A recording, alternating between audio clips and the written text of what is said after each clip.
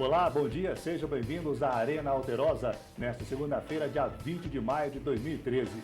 Hoje nosso colega Guilherme Garcia não pôde estar presente, mas estou aqui com o Juliano Moreno e o Daniel Aquino, todos juntos e misturados para o programa de hoje.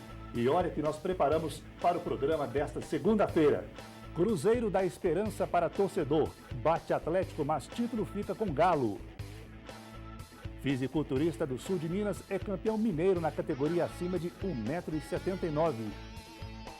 Astro do UFC ensina técnicas de MMA para alunos de Varginha, agora no Arena Alterosa. O Campeonato Mineiro chegou ao final. O Atlético Mineiro deu um susto no torcedor. Perdeu a segunda partida para o Cruzeiro, mas ficou com o título. Daniel, bom dia. O jogo de ontem, você acha que foi reflexo do jogo da semana passada? Bom dia, Lenilson. Bom dia, Juliano. Com certeza o jogo de ontem foi reflexo da semana passada. O Atlético fugiu completamente das suas características, que é 90 minutos agredir o adversário, porque a vantagem era muito grande e ele acabou fugindo realmente das características e ficou atrás segurando. E em contrapartida o Cruzeiro jogou com muita vontade, com muita disposição e acabou que quase que reverteu esse resultado, que parecia uma coisa muito improvável. Tá certo. Bom, nós vamos ver as imagens do clássico de ontem, né? Juliano, bom dia. O Cruzeiro jogou bem e em certo momento deu aquela esperança para o torcedor, hein? Bom dia, Lenilson, bom dia, Daniel. Realmente, o Cruzeiro, como a gente falou aqui antes do programa, jogou tudo que ele podia. E se ele tivesse jogado metade do que ele jogou ontem na primeira partida, eu acho que podia ter sido diferente, essa taça podia ter ido para o outro lado da lagoa, viu? Porque o Cruzeiro jogou muito bem a primeira etapa, entrou agredindo o Atlético, marcando, entrou, pode até parecer engraçado eu falar isso, mas entrou jogando como o Atlético Mineiro joga, marcando todos os espaços do campo, todos os setores do campo funcionando muito bem, em harmonia, todo mundo marcando, o ataque marcando, o Dagoberto se deslocando, sabe? Olha, deu gosto de ver o Cruzeiro jogar como há muito tempo o Cruzeiro não jogava. O Atlético assustou. E aí começaram a sair as jogadas e vieram aquela sequência, os pênaltis, né? A gente sabe que o Dagoberto, muito liso, muito rápido, escolheu ali inteligentemente o lado direito do Atlético na zaga, que era um lado mais deficiente, porque o Gilberto Silva, já mais de idade, mais veterano, né? Acontece que ele foi ali, entrou no facão, o Gilberto Silva teve que fazer a penalidade e saiu o primeiro gol do Cruzeiro, inflamou a torcida, o Mineirão quase veio abaixo. Tá certo. Agora, não sei se você vai concordar, Daniel, que esse jogo de ontem, que esse susto que o Atlético levou ontem, que sirva de lição agora para a Libertadores. Porque se pegar o Tijuana assim, porque o Ronaldinho não jogou nada, o Jô não jogou, o Tardelli, o Bernardo, você concorda com isso? Eu concordo. Eu acho que isso não vai acontecer na Libertadores. Acho que o torcedor do Atlético pode ficar tranquilo, que o time do Atlético é muito forte. Na minha opinião, o melhor time do Brasil. Pelo menos é o que está jogando melhor no Brasil. E a Libertadores é outro papo, é o objetivo principal deles. Eu acho que o torcedor do Atlético pode ficar tranquilo que isso não vai acontecer, não. Eu concordo com o Daniel, realmente. A gente sempre falou aqui desde o começo, né, Lenilson? A gente acompanhou o Campeonato Mineiro em todas as rodadas, né, na íntegra mesmo, analisando todas as partidas. Realmente a equipe do Atlético é a melhor do Brasil, é a superior, na minha opinião. É a candidata a ganhar também a Libertadores. Só que tem que servir um pouquinho de exemplo, sim. O Cuca tem que puxar a orelha da moçada, por quê? Se as outras equipes também gravaram essa partida e para mostrar, olha como que o Cruzeiro conseguiu marcar, olha como que o Paulão Caveirão marcou o Jô não andou na partida, entendeu? Então o Cruzeiro conseguiu encaixar uma marcação que dificilmente os times conseguiram aí nos últimos jogos. E só lembrando um dado interessante, o Atlético perdeu 3 partidas esse ano só, 2 para o Cruzeiro. Aquela contra a Caldense não conta muito, porque era um time totalmente reserva, mas o Cruzeiro conseguiu ganhar as 2 partidas. Então, isso tem sim, o Cuca tem que puxar a orelha da turma. E bem lembrado, Juliano, o Atlético fica com o título, com 3 derrotas, e o Cruzeiro só perdeu uma vez. A semana passada, o primeiro jogo contra o Atlético. Com apenas uma derrota, mas isso acontece. Por causa do regulamento. É importante a gente lembrar também que esse time do Atlético, foi a primeira vez que esse time do Atlético perdeu atuando com o chamado quarteto fantástico, né? Que é o Ronaldinho, o Jô na frente, pela esquerda o Bernardo, pela direita o Tardelli, né? O que eu disse, o Atlético não jogou o futebol que ele está acostumado a jogar. Não foi o Atlético de sempre, muito em razão daqueles primeiros 3-0 da semana passada. O Atlético não é esse time, o Cruzeiro pode ter feito o que pôde fazer, conseguiu ganhar, até jogou bem, jogou melhor do que o Atlético, mas não é esse o time, esse quarteto vai funcionar na Libertadores e no Brasileiro, pode ter certeza disso. Isso é uma coisa muito comum, né, Daniel, da equipe, por causa do resultado favorável de 3-0, uma folga muito grande, a acomodação acontece muito, né? A coisa mais comum que tem. Isso é natural. Uma característica aí do jogo de ontem, que foi um pouco atípico, né? Os 3 gols de pênalti.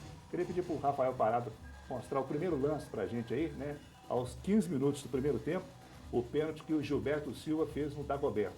Para você, Juliano, foi pênalti claro? Há alguma dúvida em relação a este lance aí? Não, foi pênalti claro mesmo, ele derrubou e tá, isso aí não tem o que discutir.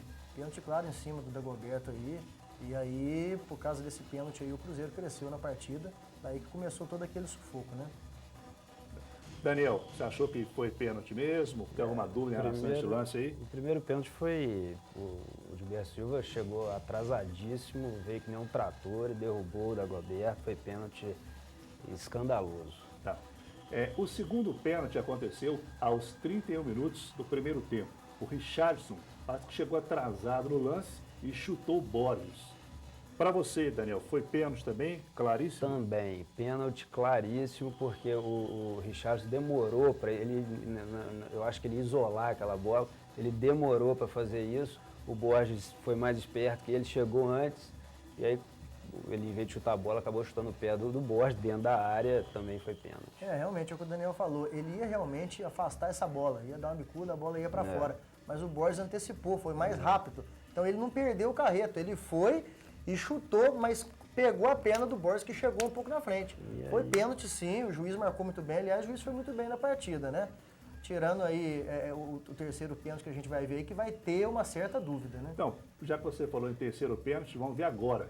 Aconteceu aos 32 minutos do segundo tempo, quando o Luan se aproximou da área e foi derrubado. Agora, foi dentro da área ou foi fora da área? Então, Lenilson, primeiro a gente volta no lance, aquela bobeira do Egídio, né? O Cruzeiro ganhou 2-0, ele foi inverter a bola, foi infeliz, a bola foi no Luan, o Luan teve a sequência, muito rápido, aí fecharam ali o Léo e o Egídio, fecharam nele, né? Ele conseguiu tomar um pouco à frente, ele teve um deslocamento, o Egídio parece que deslocou ele antes da linha da grande área, portanto, essa foi a grande dúvida. Ele foi deslocado antes, aí ele perdeu o equilíbrio, foi correndo, não tinha mais como pegar a bola. Qual que era a alternativa dele? Cair. Ele caiu, o juizão já tinha dado 2 pênaltis para o Atlético, ele tinha que dar, né, 2 pênaltis contra o Atlético, ele tinha que dar um a favor do Atlético. Esse foi o lance que o juiz queria e marcou o pênalti. Daniel, em relação a este lance aí do Luan, o pênalti, você acha que foi um lance fundamental, capital para a partida? De repente, se não marca o pênalti, o Cruzeiro poderia crescer ainda mais? Denilson, isso a gente não sabe o que ia acontecer, mas com certeza deu uma desanimada no time do Cruzeiro, que precisava de mais um gol para ser campeão e acabou tendo que necessitar de 2. Eu acho que também, concordo com o Juliano, na minha opinião, esse pênalti não foi. O Luan não tinha mais condição de chutar a bola, quando ele se encontrou naquela posição, já não tinha mais como chutar em gol. E aí a alternativa dele foi dobrar a perna e se jogar e conseguiu cavar o pênalti dele. Olha, Nilson, isso para mim não apaga a boa arbitragem que aconteceu ontem no Mineirão. A gente tem que tirar o chapéu porque a gente critica muito a arbitragem aqui. Esse é um pênalti questionável, mas que é muito marcado pela arbitragem brasileira, né? Na Europa não, na Europa eles deixam esse lance seguir perfeitamente. Mas no Brasil, ainda mais quando o árbitro está esperando um lance para dar pênalti, para ele ficar mais tranquilo na partida, que é o que ele precisava, aconteceu o que ele queria. O cara foi lá, deu a cavada, ele deu, mas não apaga, foi uma boa arbitragem, não prejudicou o clássico, o Atlético foi merecedor, né, desse título aí, e é a vida que segue. Beleza, então tá aí a opinião dos comentaristas da Arena Alterosa, né, sobre os pênaltis que aconteceram no clássico entre Cruzeiro 2 e Atlético Mineiro 1, resultado que deu título ao Atlético. Mas eu queria rever um outro lance aí, uma bonita jogada do Marcos Rocha. Aos 41 minutos do segundo tempo, ele fez uma bonita jogada, costurou ali, e se não fosse o goleiro Fábio, seria um empate do Atlético, né? Bonita jogada, né? Olha, o Lenilson, o Marcos Rocha vem apresentando um futebol muito bom, né? Tanto que ele estava cotado até para ser convocado para a seleção, né? Ele fez uma jogada sensacional, ele fez uma partida boa, ele fez um campeonato mineiro muito bom, mas o Fábio, nessa partida, ele foi sensacional. O Fábio voltou a fazer aquelas atuações dele, digno de convocação para a seleção. Só o Filipão mesmo, que não consegue ver no Fábio um goleiro de seleção. Ele fechou o gol. O Fábio fez 5, 4 defesas importantíssimas, principalmente essa que foi cara a cara. Isso aí era um gol certo do Atlético, a distância era de 3, 4 metros entre o Marcos Rocha e ele. Mas foi realmente uma grande jogada e o Fábio aí acabou segurando aí o que seria o segundo gol do Galo. Algum comentário em relação a essa jogada do Marcos Rocha aí? Foi uma bonita jogada, o garoto é bom, lateral direito, rápido, cotado para a seleção brasileira. Fez uma bela jogada, infelizmente não conseguiu fazer o gol. O goleiro, o Juliano acha que merece seleção brasileira, eu acho que terceiro goleiro tá bom para ele. Beleza, pessoal? Fim de papo sobre o Campeonato Mineiro. Nós vamos para um rápido intervalo. Daqui a pouco tem 2 assuntos que estão bombando na região: fisiculturismo e MMA. Tem a atleta de Varginha que conquistou o título no final de semana. E se você quiser mandar mensagem para o Arena Alterosa, anota aí: 9802-3835. 9802-3835. Voltamos já já.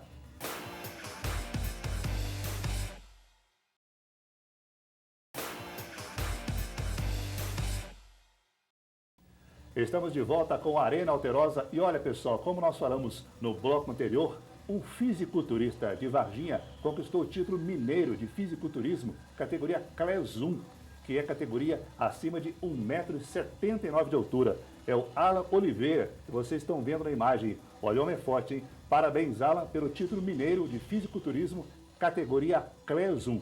Juliano, o homem é forte, hein?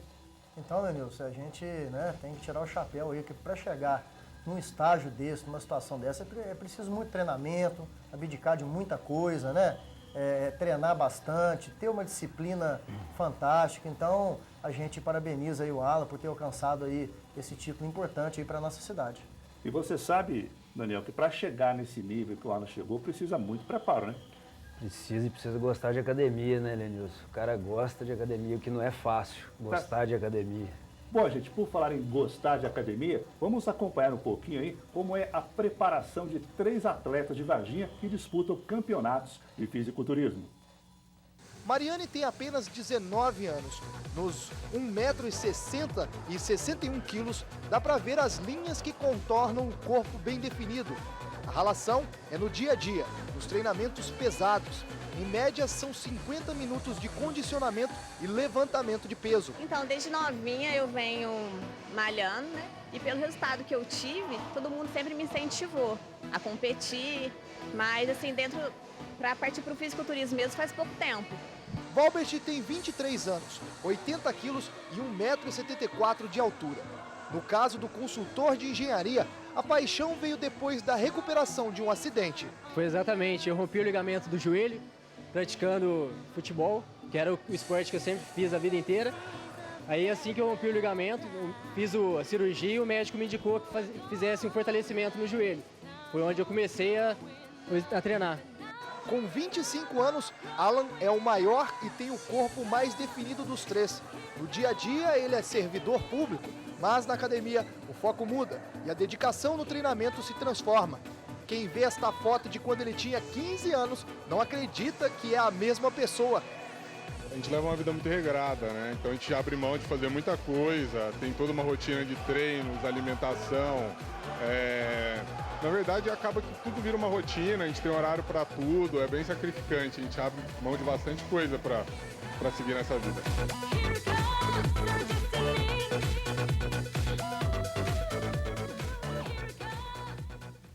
Daí, mais uma vez, parabéns aí ao Alan pelo título do Mineiro e do fisiculturismo, categoria Class 1, que é acima de 1,79 m de altura. E o Alan tem mais ou menos 114 quilos. Olha, Juliano, não é só homem que pratica o esporte, como vocês viram, tem moças também praticando fisiculturismo e definindo o corpo, né? Então, Lenilson, é verdade, né? Com todo respeito aí, eu prefiro os moldes, né, da Mariane do que o do nosso amigo Alan aí. Brincadeiras à parte. Não, mas realmente, é uma moça muito bonita, também está com um corpo muito bonito aí. E é o que a gente falou aqui, se abdicando de tudo. Enquanto a gente no final de semana aí, a gente toma aquela cerveja, come aquela fritura, né? Sai um pouco aí da linha, esse pessoal não tem isso não. Eles não tomam suquinho de cevada, eles não comem batata frita. O negócio deles é alimentação saudável, o ritmo de treino pesado, todos os dias, para que possa alcançar o resultado para poder chegar nos campeonatos aí e fazer bonito. Tá. E como nós vimos aí na reportagem, né, a comparação, o Alan era fraquinho, digamos assim, bem raquítico, né, parecido assim com o nosso corpo, bem magrinho e com muito preparo físico, né, muito treinamento, como você falou, chegou nesse potencial que é hoje. E você viu, Lenilson, interessante, aquele outro, o outro sem ser a Mariane, o Alan, ele estava falando ali que ele começou a fazer porque ele teve uma lesão no joelho, né? E agora ele acabou, através da lesão, se tratando com a musculação, se animou, né?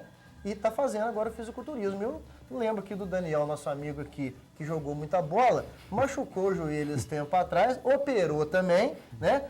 E na hora que ele foi lá fazer o fortalecimento lá na academia, eu falei, agora esse menino vai. Mas por que você desanimou?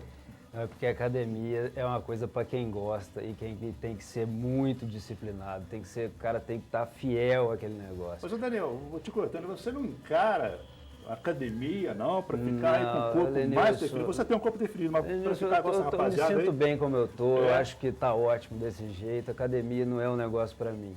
Eu lembro, o Juliano encarava uma época, né, Juliano? Eu encarava. O Daniel, eu sei por quê. Porque quando ele vai na academia, ele fica com muita fome, ele fica pensando só no sanduíche.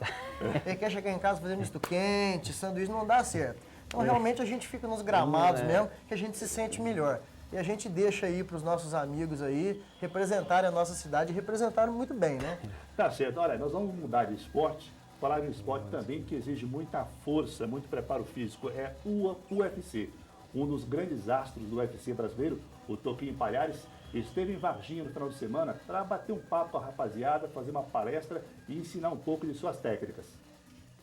Lutadores de Varginha e região tiveram o privilégio de conhecer de perto as técnicas do Toquinho, um campeão da modalidade. Então a gente não pode perder a oportunidade de estar indo buscar aprender detalhes, porque sempre tem uma técnicazinha diferente, um quê a mais ali, que só esse pessoal muito top aí tá passando pra gente. O mineiro de Dores do Indaiá, centro-oeste do estado, é uma das referências do UFC, maior torneio de MMA do mundo.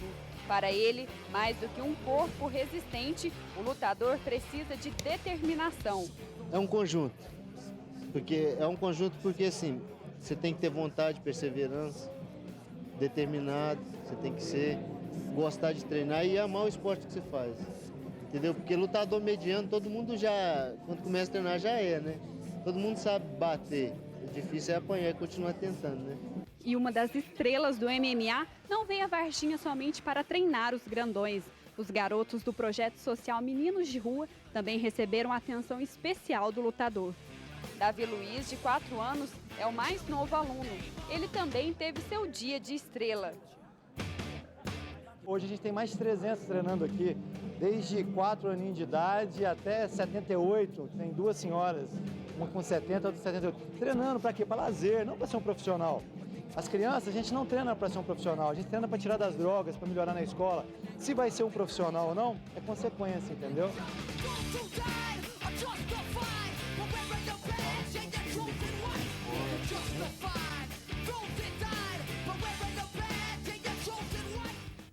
Daí, Toquinho Palhares, além de ser um grande atleta, uma pessoa humilde, e é o rei do leg lock, que é a chave de perna, né? Parabéns também ao Marcelo Ribas, que foi um dos pioneiros, né, trazendo o MMA para Varginha. Aliás, há 15 anos ele já promovia esse tipo de evento. E naquela época era chamado, né, o chamado Vale Tudo. Então, parabéns aí ao Marcelo Ribas, trazendo para Varginha esse grande atleta aí, o Toquinho. E outra destaque para a região, né, Juliano? Olha, Nilson, o Toquinho, por coincidência, é um atleta que eu já conheço pessoalmente. Eu tive com ele já aqui em Varginha. Sempre quando ele vem aqui, ele passa lá no açaí do Teixeira, do meu amigo Teixeira, ali na rua Santa Cruz. Muito humilde, ele chega lá, ele toma o açaí lá dentro da cozinha, conversa com todo mundo, sabe? É um cidadão aqui da nossa região e representa muito bem esse esporte a nível internacional. O Toquinho, como você disse, tem na sua especialidade durante as lutas a chave de perna, né? Então se der um azar de entrar naquela perninha grossa do Toquinho ali, esquece que não sai. É um lutador acostumado a lutar em Las Vegas, Estados Unidos. É lutador de alto nível. E a gente, mais uma vez aqui, parabeniza o Marcelo Ribas, que é um batalhador há muitos anos, está aí batalhando por esse esporte e hoje vem colhendo esses frutos aí. Como ele disse, mais de 300 atletas na sua academia, lutando, e o principal, tá no meio do esporte, né? Tá no meio do esporte, pensando em coisa boa, em cima de coisa boa. Se puder virar um profissional, um lutador é consequência. O importante é estar praticando um esporte. Claro, e a gente não pode esquecer também, Daniel, que o MMA é o segundo esporte mais praticado no Brasil e um dos esportes que mais crescem no mundo. Eu gosto muito do MMA. Eu acho legal o Marcelo Ribas fazer isso pelas crianças da cidade. E eu queria aproveitar aqui para mandar um abraço para duas pessoas que também fazem isso pelas crianças aqui da cidade, só que no futebol, não é no MMA, e que são o Paulinho Gabriel e o Wilson Simonal, que estão aí há décadas ajudando as crianças sem estrutura nenhuma, sem apoio nenhum de ninguém, e estão aí num campo que o gramado não existe, e eles estão na luta, tirando do próprio bolso para ajudar essas crianças há muitos anos na cidade. Eu queria mandar um abraço para esses duas pessoas. Certo. Algum recadinho também, Júlio? Então, eu quero reforçar esse abraço aí aos meus amigos também, Paulinho Gabriel, Simonal, são batalhadores aí que treinaram a gente desde pequeno e continuam, né, lá no 7 de setembro. Em breve, né, com o espaço que a gente tiver aqui na TV, a gente vai lá no treino deles sábado de manhã para fazer uma reportagem lá com eles e com as crianças. Tá certo, gente. E já que nós estamos falando aqui de UFC, não podemos esquecer de mostrar aqui a importantíssima vitória do Vitor Belfort, né, em cima aí do Luke Rockhold. Venceu no final de semana, aí nós vemos imagens, uma patada aí do Belfort, né, que destruiu o adversário aí. E o Vitor Belfort está muito próximo aí, cotado para disputar o cinturão, hein? Olha só, parabéns então ao Vitor Belfort. Olha, com essa imagem aí, terminamos o Arena Alterosa de hoje.